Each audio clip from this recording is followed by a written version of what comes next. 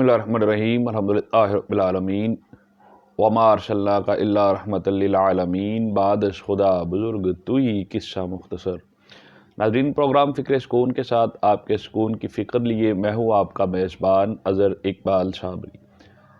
एक अच्छी मालूमात के असूल के लिए आप हमारे चैनल को यकीनन सब्सक्राइब कर चुके होंगे।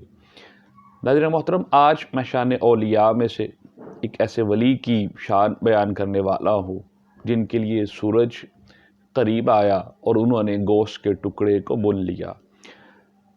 शाह शमस तबरेज़ रहमतुल्लाह अलैह जब बगदाद में क़याम पजीर थे और वहाँ के बादशाह ने, वहाँ के लोगों ने आपसे इख्तलाफात पाते हुए जब आपको उस शहर से दरबदर कर दिया, और हुआ यूँ कि अगले ही दिन बादशाह का वो शहज़ादा जो उसका बेटा था वो बीमार होना शुरू हो गया।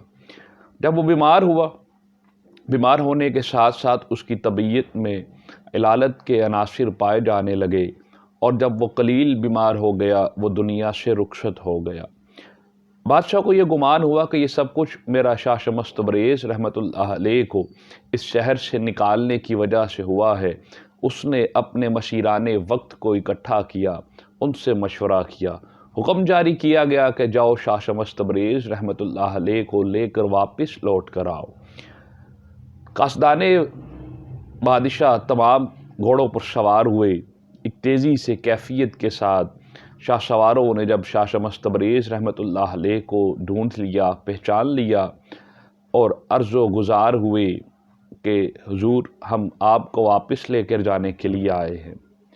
उन लोगों को देखकर आपकी तबीयत पर नासाजगी गुजरी कि जहाँ से मुझे ज़लील व ख़वार करके निकाला गया है वहीं से मुझे वापस लेने के लिए आए हो, मैं वापस कैसे जाऊँगा।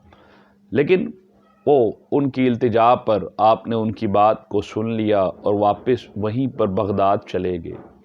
जब वहाँ पर गए तो सफ़े मातिम बिछा हुआ है, बादशाह परेशान है, आंसुओं की कैफियत है और उसका बेटा मोहम्मद शहज़ादा दुनिया से रुखसत हो चुका है। जब ये देखा गया और उस बादशाह ने इल्तिजा की कि मुझे यूँ लगता है कि मैंने आपके साथ जो मामला किया उसकी वजह से मेरे बेटे को अल्लाह ने मुझसे छीन लिया है। फरमाया, जुर्म अगर तुमने किया था उसकी सज़ा तुम्हारे बेटे को क्यों मिली। अर्ज़ करने लगा कि शायद अल्लाह को यही मंजूर था कि मुझे सज़ा यूँ ही मिलती रहे, मैं अपने बेटे के लिए तमाम उम्र इसी तरह से गुजार दूँ। अर्ज़ करने लगा कि मुझे उम्मीद है अगर आप अल्लाह से दुआ करेंगे तो अल्लाह यकीनन मेरी ज़रूर दुआ सुनेगा, हो सकता है मेरे बेटे को लौटा दिया जाए। शाह शमस तबरेज़ रहमतुल्लाह अलैह ने फरमाया, ऐसा होता तो नहीं है, लेकिन तुम्हारी तालीफ़ क़ल्ब के लिए, तुम्हारी सुकून के लिए मैं दुआ कर देता हूँ। आप अभी दुआ फरमा ही रहे थे रब के हुजूर कि हुआ यूँ कि उस लड़के की, उस शहज़ादे की जिस्म में जुम्बिश आई और उस शहज़ादे को होश आना शुरू हो गया। जब दुआ फरमा रहे थे, बादशाह और दीगर लोगों ने देखा कि उस शहज़ादे की रूह दोबारा हरकत में आ गई है, जिस्म दोबारा हरकत में आ गया है।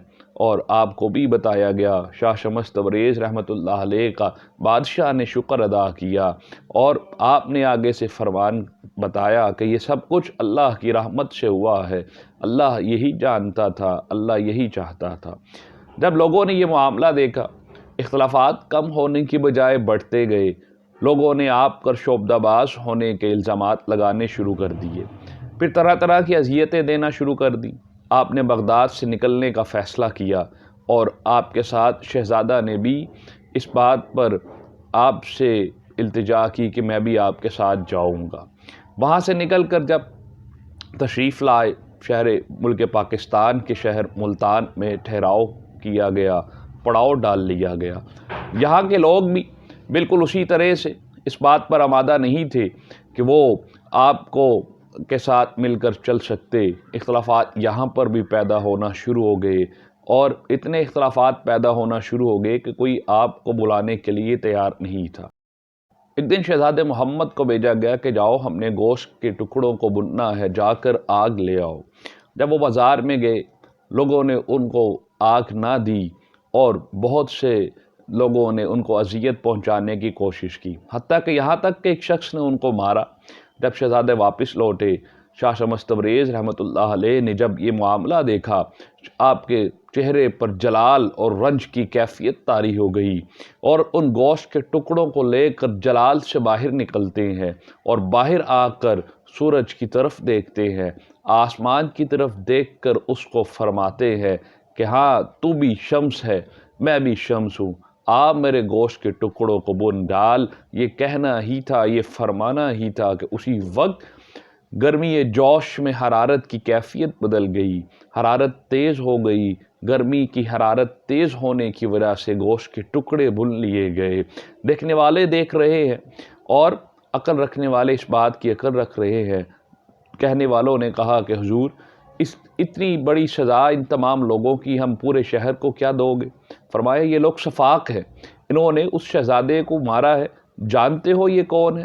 یہ بغداد کا شہزادہ ہے جو میری غلامی میں آ کر میرے ساتھ میری محبت میں تم سے آگ کے لیے گیا تھا، تم نے اس کا یہ حال کیا ہے، اب یہ ان کا یہی حال ہے، انہیں گرمی میں ہی رہنا پڑے گا۔ لیکن جب التجا کی گئی اور خود رب کا واسطہ دیا گیا کہ آپ کو رب کا واسطہ ہے کہ آپ ہمارے لیے دعا کریں، آپ اس چیز سے ہمیں نجات دلوا دیں، تو رب کے واسطے کی وجہ سے آپ نے لوگوں کے لیے پھر دعا فرمائی، باہر نکلے اور پھر عرض کی اور پھر فرمانے لگے کہ اے سورج، نہ جانے یہ لوگ تیری گرمی روز محشر میں کس طریقے سے کس طرح سے برداشت کریں گے، تم اپنی حرارت کو کم کر لو۔